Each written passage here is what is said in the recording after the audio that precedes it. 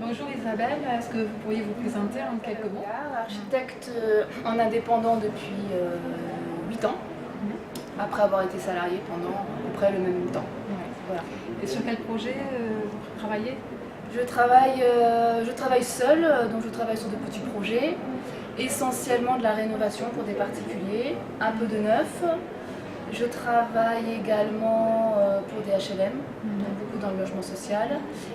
Et après j'ai quelques petits projets annexes avec des mairies, des locaux municipaux, de rénovation, etc. Vous vous êtes formée l'année dernière ou cette année? Oui, j'essaie de me former au moins une fois par an. Récemment j'ai fait une formation excellente sur la brique traditionnelle, une formation de 2 jours. Les années précédentes, souvent je fais des formations par rapport aux nouvelles réglementations pour être à peu près à jour. Et puis ça dépend. Donc, au moins une formation par an.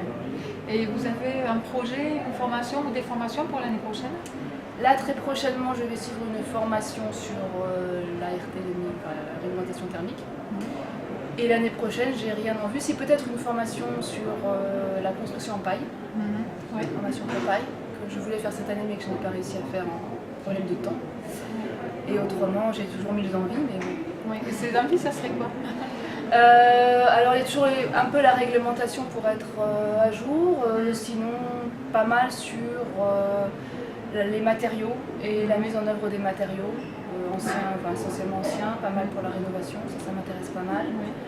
Et puis après, des fois je vois des formations que je n'aurais pas forcément pensé, mais que je trouve tout à fait adaptées à ce que je fais.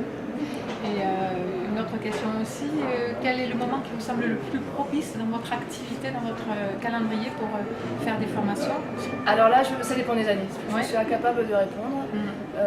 Par contre, ce que je trouve bien, c'est quand les formations, quand elles durent plus de 2 jours, sont un peu étalées dans le temps, pour éviter de bloquer par rapport au planning. Donc 2 jours, une semaine et 2 jours, 2 semaines plus tard, ou des formations un peu étalées dans le temps, je trouve que c'est bien parce que ça bloque moins et ça permet aussi de mûrir la formation sur le long terme et de poser les bonnes questions aussi les fois d'après. Ça, je trouve ça très bien. Je vous remercie.